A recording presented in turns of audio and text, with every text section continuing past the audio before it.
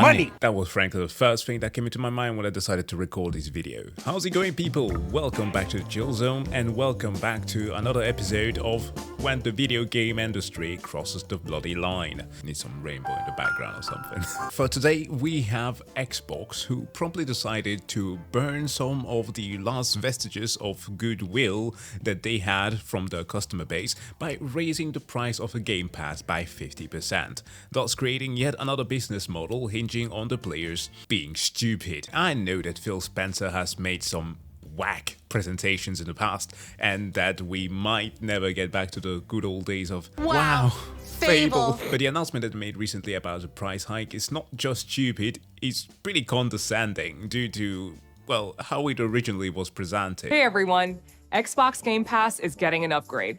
We've listened to your feedback and now you have even more freedom to choose how you play the games you want. I don't personally think that players have ever looked at a game store and said to themselves, we want more for less, but please do continue. First off, you might have noticed some changes to the plan names.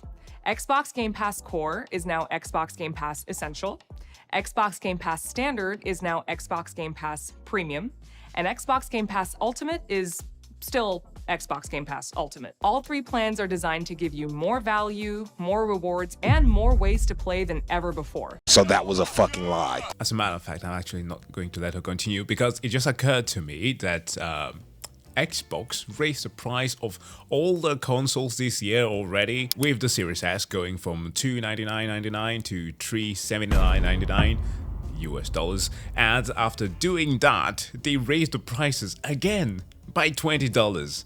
Like, come on, that's a day's worth of groceries. Like, they've hiked the price of a 5-year-old console. That is crazy. And like, you have got to understand that the situation is extremely bad when you are getting clowned on by GameStop. Like, do you realize how bad things have to be for GameStop to be the ones who have the high ground? You were the chosen one! It was said that you would destroy this and not join them! Now, while I could make my own speculation about why it is that Xbox is doing this, it's kind of obvious for me. It's a consolidation of power, given the fact that they have become this massive monopoly since the acquisition with Microsoft, that everybody with a sane mind was warning gamers about that it was not a good thing. Monopolies, anti-compete laws and everything, it ruins the life of not just the people who actually work in the industry, but also you, the consumer. And yeah, it was nice to have some benefits from Game Pass to be able to play every single $70 games whenever they got released for very cheap, but you don't own those games anymore. That is, of course, if you were one of the many who hit the unsubscribe button as quickly as possible in the last couple of days. Now, what I want to do today is to check out a video by BigA or Atrioc, who has on his channel featured the GOAT, Lena Khan. Atrioc knows his economics, generally one of the content creators that I would follow for insight and that kind of stuff. And Lena, if you don't know her, she's one of those few individuals who is very much trying to mitigate the imbalance of power that is between corporations and especially those who try to foster monopolies. She's been badmouthed by CEOs, so you know that she's doing a good thing. And like, I don't know what I'm presenting her like, was she a WWE celebrity? Like, in this corner, standing a 5 foot tall, Lena. No, but she is the chair of the FTC, the Federal Trade Commission, not to be confused with the FCC, the Federal Communication Commission, headed by Brendan Carr, the dude who wants to take away people's free speech. She does the opposite of that. So here's Atrioc and her talking about that very subject. We have special guest Lena Khan calling in for an interesting 20-25-minute discussion about Xbox price raises. I am going to bring up mostly the Xbox stuff. That's the main discussion. However, I also want to bring up the Saudi Arabian purchase of EA for $55 billion and the fact that the New York Times said we pressed her. Oh yeah, we need to talk about the other main man, our next favorite sultan, Ibn Wilson, getting that Arab money. God. The gaming industry is so screwed. Are you going to dodge all gaming-related questions? No. The beautiful thing is that this is going to be all gaming-related questions. She wants to talk about the gaming industry. Now, it's not about what Fortnite is or what Discord is, but it is about, what is going on with Xbox Game Pass. Atrioc, are you going to mention the shutdown preventing the stopping of mergers? Yeah, I wasn't until you just said that. Yeah, absolutely. How do you feel about the Game Pass pricing before the hike? Well, I already made a video about that. I'm kind of discussing it. We could probably find it, actually. You have to understand, they expect to make that money back. They are not doing it because Sony are bullies and we want to be heroes. Well, that says it all. Whenever these subscription services get a critical mass of users, they start raising prices. That's pretty spot on.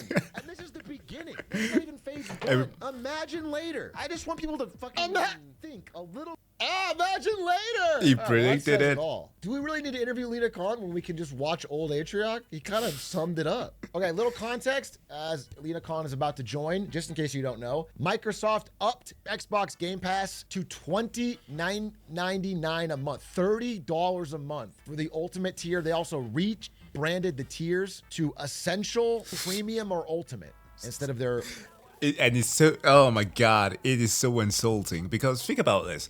People have been asking Xbox to not just go through the whole coalition with PC, but to get people back to the 360 era. Paying $30 12 times a year is not what we meant when we wanted to go back to the 360 era, Xbox. And so when you look at this article here by Game Industry Biz, and you hear the way that they described it. We know not everyone wants the same thing in their Xbox experience, so we're evolving Game Pass to offer more flexibility, choice, and value to all players, whether you love day one releases, discovering hidden gems, or playing across multiple devices and screens and across Xbox consoles, blah blah blah blah.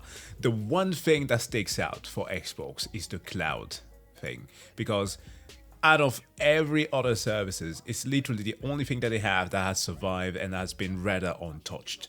Nvidia has failed with theirs, Google and Stadia have failed with theirs, Amazon also had that stupid thing, which name that I can't barely remember, that also failed. So Xbox is still around. But when you raise the prices so massively and bump it up some more and give us these bloody names like yeah, we gotta add in some Ubisoft and some EA here, and let's not talk about the other mergers they're trying to do. It feels ridiculous, Their old core and standard subscribers. So it's a pretty significant price increase. $30 a month for the stuff you used to get. And a lot of the big selling points of Xbox Game Pass, like day one for new big releases, are only on Ultimate. So I want to give a specific example, because I'm not sure Lena Khan will know this reference, but you can buy Silksong right now for $20 on Steam, or you can rent it for 1 month for $30 on Xbox Game Pass. It is actually a horrible deal. If you are interested in a specific new game, this is actually a horrible deal. And $30 a month or buy it on GOG, so that you know that for certain you will not lose your game. So in a way, the gaming industry is kind of not really affecting most people in that you can always go somewhere else to find the discounts that you need. Or you can just wait for things to be discounted and own them perhaps a year later. Or if you're Ubisoft, 3 months later. Getting pretty close to what a full game costs. So you're going to have to you have to be really using it to make it worthwhile, instead of before where it was a pretty good deal. Yeah. Hey, Lena Khan, welcome to the broadcast. Thanks so much for doing this. Yeah, great to be here. Appreciate having you on. I know you have a short amount of time, so we can jump in. I was just catching my chat up on the Xbox price hike situation, and I do think, you probably won't say this, but the way I wanted to frame it was, this is kind of an I told you so moment from your FTC. Because you guys made this very, very clear in your suit against Activision Blizzard and Microsoft that this is what they would try to do the second the eye of the government was off them. So I don't know, is this a victory lap moment for you, or are you more sad about it?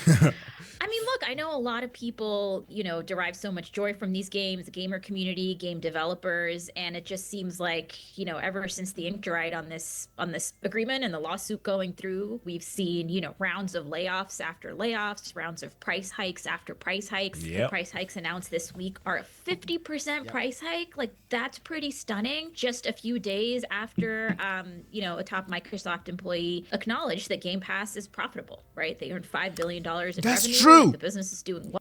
That's true. And that is the part that is so annoying. They literally just announced that it is profitable. We are earning $5 billion out of this recently. And, ladies and gentlemen, let's knock those prices up. Well, so unfortunately, it does seem like, as we see in so many industries, once you allow big players to consolidate, they can become too big to care and just start extracting money because they know they can get away with it. Yeah, absolutely. I mean, the reaction from gamers is pretty vociferous. There's a huge game that released this month that cost $20, and now you can either buy it for $20 or rent it for 1 month for $30. And so we're seeing people question whether or not it's worth it to keep the subscription. So I wanted to ask, I do want to ask, because I am fully on your side in support of Antitrust. Is there a chance, though, that this just is a huge backfire on their end, that it sort of takes care of itself in that people have other choices elsewhere? It's possible. I mean, we'll see, what market impact they feel. I mean, interestingly, one question that came up as we were pursuing the lawsuit to try to prevent the Microsoft Activision merger was this question of whether an independent Activision would have made its content available through subscription or cloud gaming services itself. And the trial suggested, yes, that they would have. And under oath, executives admitted that, yes, if they could make the commercial terms work, they would. And so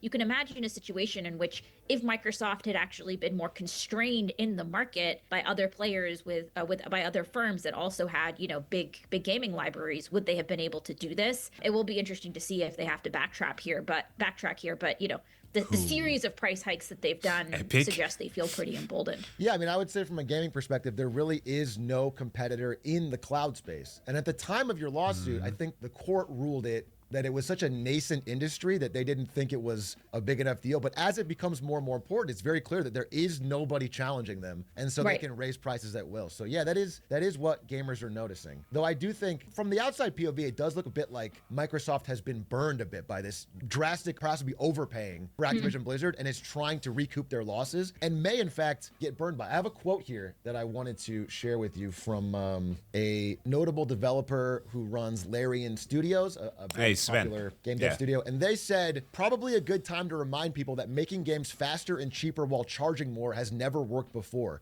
And I think there's a general sense that this could just not work. I mean, this could just not. I guess I think gamers they have a lot of options. Is what I'm trying to say. Outside of cloud, they just have the ability to buy games on Steam or buy games full price, which is not much more than $30. And there's so much competition in that area that this, while ruining cloud, could pay off okay for them. You know what's even crazier about this? There was a Bloomberg report that reported that Microsoft Chief Financial Officer and Amy Hood was kind of directed to find new avenues to increase revenue or profit for them. And so the pressure, of course, will lead to the chaos that we're seeing right now. There was this massive loss on the investment on Call of Duty, the loss of like 300 million on both Xbox and PC over the last year. And this, of course, being the result of them having done this $70 billion merger or acquisition, should I rather say, is now resulting in the inclusion of mass layoffs that we are likely going to see in mass here in Q of 2026. As always, poor developers, project cancellations. Of course, there was this Perfect Dark game that I actually was looking forward to, a Mission Impossible one that also got shot down, and a bunch of others.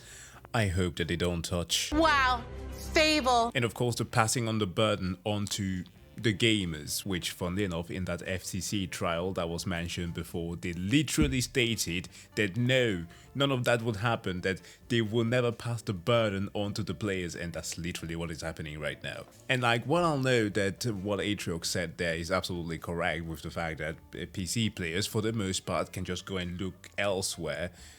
A lot of people are still playing consoles, especially in places where the regional pricings are a lot higher. Like, for example, if you're in Brazil, we are looking at an increase of not just 50, but 100%. And the discounts are, of course, going to be hitting you a lot more, which Also, I found out it's absolutely ridiculous. Microsoft answered in the weirdest way possible. While they did remove the 10% discount there overall, like as a standard, is no longer existing for the vast majority of the DLCs and even main titles, the way in which that you are supposed to be achieving that now is either through the inclusion of ads.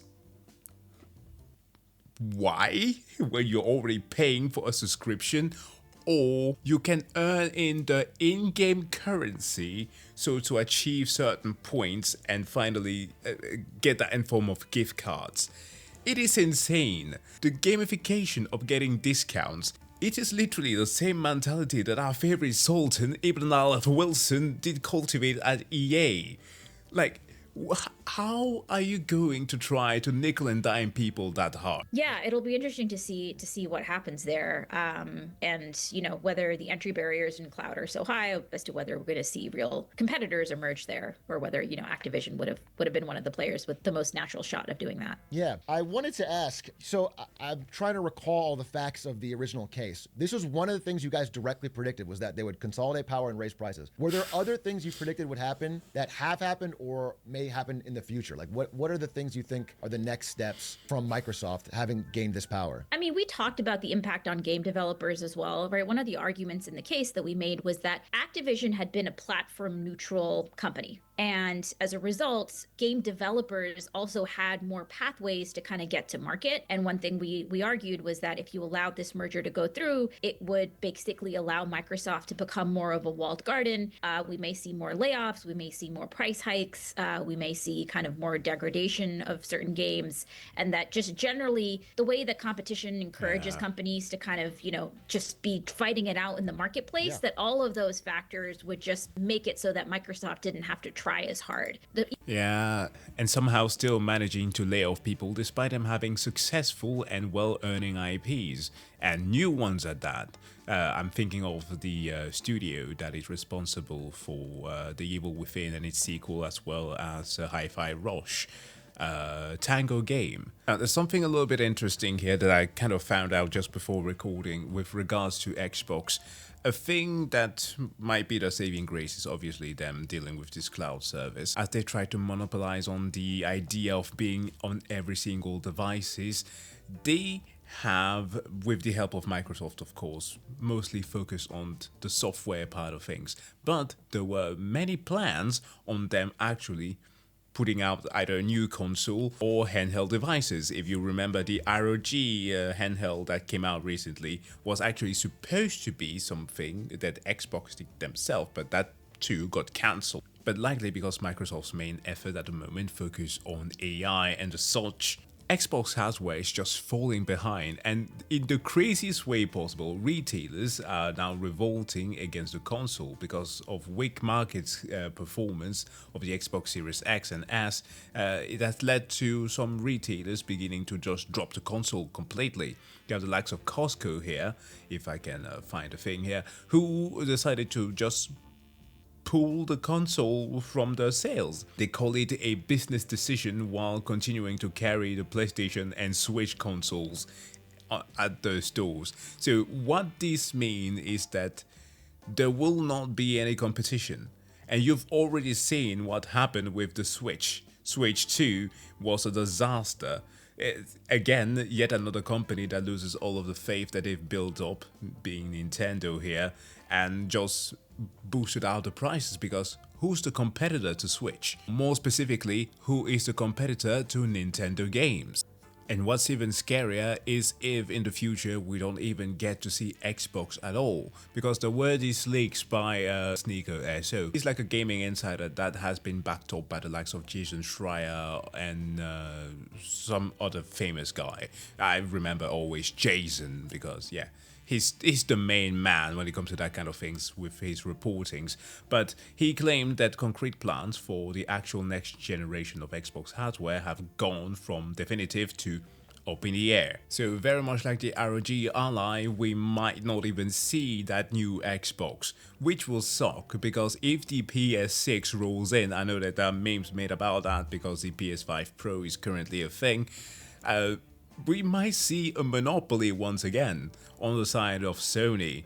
And if Sony gets to do that, holy shit, we are in for a nightmare. And the FTC was like sending letters to the court saying, they told you that they weren't going to do this, but guess what? They're already doing it. And, Yeah. I mean, I just looked up, I had made a video back around the time of this trial, and we watched it before this, and they were already doing price hikes during the trial. I mean, they were doing small but steady price hikes, and now they're doing massive ones. So it does seem like all the signs were there. I wonder why, in your opinion, well, I guess two-part question. Why do you think this didn't resonate with the judge? Like, why did this not get through? And then number two, do you think this proof will be more helpful in the future, that like this example from Microsoft will be able to win more cases in the future? Yeah, it's a really good question. And, I think sometimes judges, I mean, this was a huge deal, right? It was like over $50 billion. Yeah. And I think sometimes judges just feel a lot of pressure if they're going to be like the person that stands in the way of a big deal going through. I think, it can just make them sometimes a little risk averse. As people bringing the suit, you have to tell a good story. And, I'm sure maybe there were ways that the FTC team and we could have like made it more compelling to the judge if it wasn't. I'm sorry for pausing there, but I think it's also very important for people to understand that I don't quite know how to put this so that I don't sound condescending, but I've observed somewhat of a degree of dislike towards academia recently, and people not caring about having degrees or whatever. And I'm fully behind the fact that communication, for example, we've covered this on the channel, right, with regards to science communication, that one does not need a degree to get to there, but you kind of need a certain level of expertise to convey things properly. But the thing is, to achieve certain positions, to be able to represent people properly, you kind of need to have certain credentials. And I think that it's very important for gamers to kind of know that if you want to have proper representation, when we are having these discussions, that perhaps also gamers who have knowledge of the law, who have studied law, should participate in these endeavors. Like, yeah, it's fine that content creators like ourselves are spreading the news and trying to stick to the facts, right? And not just harping on outrage, because that doesn't really get much done if you aren't actually tackling the core part of the problem. But like she said there, with regards to telling a compelling story, if you aren't able to achieve that on like the consumer level, so to actually reach the heart, because people were telling this to gamers that, hey, this merger is not a good thing. We understand that, yeah, you might be getting some titles earlier and you might be benefiting whatever. It's not gonna end up well. Yeah, still people were like, yeah, I like my Xbox, so it's fine. So if you can't reach the player, at least try to reach the higher positions, and you then need to be able to convey that properly. And when it comes to video games, there is still this thing that we have also seen with the likes of Stop Killing Games. People have a tendency, still in law, to not take this thing seriously. That's why in order to get anything done, there always needs to be attached a hell of a lot of other endeavors to gaming to actually get politicians involved. Resonating. But I think at the end of the day, like so much of this comes down to predictions, right? I mean, merger enforcement is hard because you're having to predict what's going to happen. And, ultimately, I think the judge, even though she acknowledged there was a possibility of harm, she just gave the benefit of the doubt to Microsoft in a way that I think history should just make us very wary of. Yeah, let's have So that you're on right, our let's add this side to next time. The tally. Yeah, I think that's the crazy part from the outside, is it just feels like we've always given the benefit of the doubt in one direction, and it hasn't really paid off for us. So I wonder why we can't try the other way. Give the benefit of the doubt the other way and see what... Because here's what I think, Lena, it looks like the only people that benefited from this are not even Microsoft. We'll see yet. It's just Activision Blizzard insiders like Bobby Kotick who were able to cash out at an absurd price for a company that was in trouble, that needed to compete and do a better job. It feels like they were the main beneficiaries. Gamers have lost. Microsoft seems to be scrambling to recover an expensive investment. Competition is down. I don't see who wins other than a few elite insiders at Activision Blizzard. And so Bobby Bloody Kotick, who was given the golden parachute for his services at Activision as a severance package of, what was it, $15 million from, screwing everything over. and it was even said to be more, right? There was his sales of shares that would amount to 400 millions. And let us not forget that despite him not being cited as having done anything wrong, he was part of Jeffrey Epstein's black book. Feels like this could have been done differently, but yeah, I mean, maybe gamers should email to the judge or send a link to the Reddit thread with gamers kind of commiserating. I do think that sometimes there isn't like a good feedback loop, right? With judges kind of do give the benefit of the doubt to the companies, and then the companies go out and end up kind of screwing their customers, their workers. There's no real accountability. There's no real kind of coming back, in terms of being able to undo the deal oftentimes. So it's tough. Can I ask what part of it you think was, this is a total gut check, but the sense I feel from my audience and from myself is that often regulators don't even, their eyes glaze over when talking about gaming. They don't understand it, and it's like a space that's hard for them to get into, and the market dynamics of it are not well understood. And so I'm wondering, was that a part of the trial? Do you think it was difficult to make how consumers use and buy these goods understandable to the judge, or do you think that was got across? It's possible. I mean, we had, a fantastic set of lawyers on it. And one thing that I really, really pushed for at the FTC was making sure that we were actually like learning from the people who use these products, right? And not just doing like a high level like legal analysis and just looking at it from the perspective of the companies, but actually like spending time in like gamer threads, right? And understanding like what is happening on the ground here. How are the people who are most going to be affected? What has their experience been so far? What do they think is going to happen? And so I do think that there was sensitivity to that, but it's possible. I think the other thing is honestly, these are judges that are seeing all types of cases every day of the week, and it's possible that when it came down to the stakes of this, maybe this one judge didn't think that a big gaming merger, one of us, even if it did end up harming people, was going to be as devastating as something happening in the healthcare industry. It is devastating. Yeah. we are screwed. It's a big deal if you are an side. Xbox fan, I at think least. people, here's what I'll say. This is an interesting part of it to me, is that now public opinion is firmly on your side. Like, people are very much understanding that this was a bad merger and has gone poorly. I fully remember the general consensus of the gaming community around the time of this lawsuit was that the FTC's lawsuit was frivolous, and that Activision Blizzard's a failing company. Microsoft will prop them up and save them and bring back all the great games we love and help the employees do good things. And that was the general idea. And people thought, I would love to get Call of Duty for a cheap price on Game Pass. And I remember all of the comments being mostly positive for this. And now, as the layoffs continue, the new games haven't been what were promised, and the prices go up, people do understand what you were saying. And so I hope we can help hammer that home for future situations like this. People can remember they got burned before. This is a relevant example. Yeah, that totally. Yeah. Honestly, sometimes the way I learn that Microsoft is doing another price hike or layoffs is that gamers start posting like apologies to me on Twitter, and that's how I learn. Wow. I'm like, I guess Microsoft must have raised the price again. Hey, speaking of apologies, I think that was the main thing I wanted to ask you about with the Xbox price hike, but I did want to get it in because I know you have to go. We did an interview on Lemonade Stand, and I don't know if you saw, but would you describe that interview as adversarial or positive? I had a great time. That's Oh, was it? So the New York Times. I think that they had this interview where they kind of talked about what was it? Adobe. Yeah, I think that was a point that kind of stuck out for me. The very software that I will be using to edit this freaking video. Sometimes I hate Premiere. They have had, at least tried to create a monopoly on editing software, right? Competitors with like DaVinci, and the ones who then have the suite of softwares that make stuff like Smirk and other editing stuff there, equivalent to Photoshop and all of the other things that you can get, like Adobe product. And they did talk about that in the Lemonade Stand episode.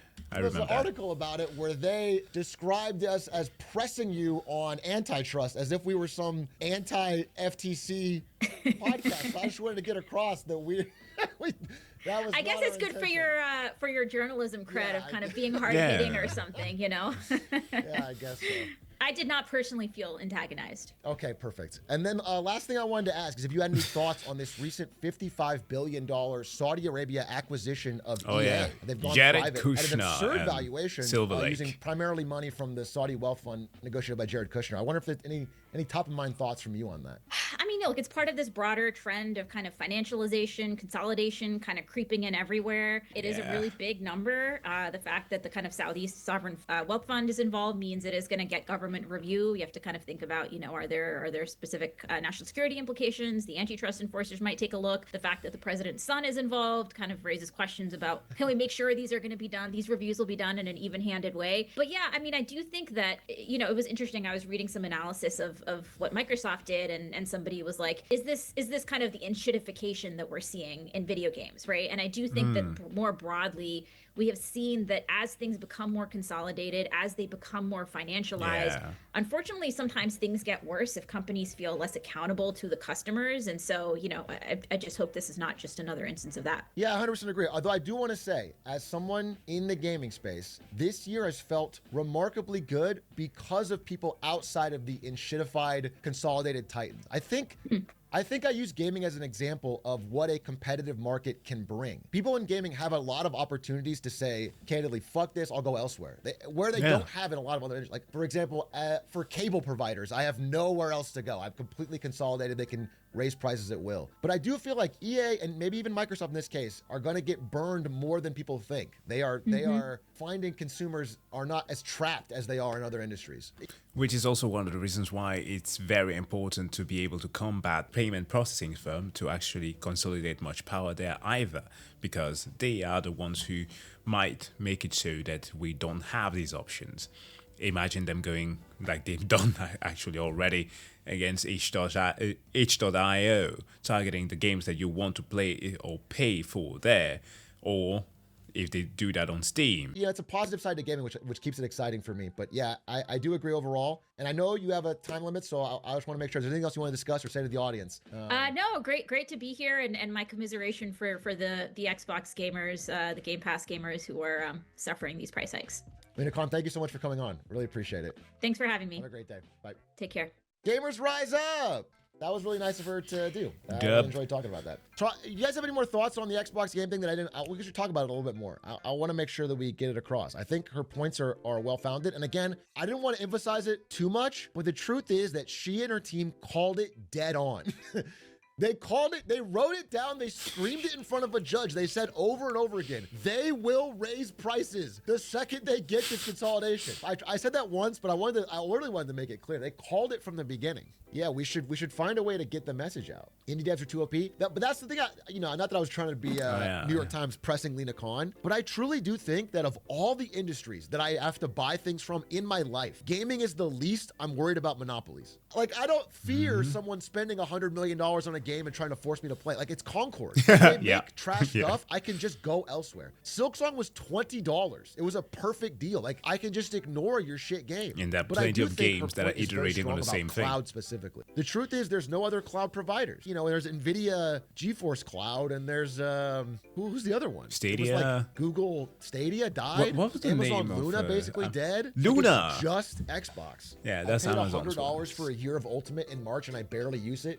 Yeah, and then at the end of the day, you look back on the money you spent, and you don't own any games. Nice. And also, who has the time to play those games? That's like the thing. I don't understand it if the subscription service itself was like dirt cheap and remained what it was before, or if they actually reduced the price. People might be wondering like, but then it won't be profitable. Well, they kind of proved the opposite.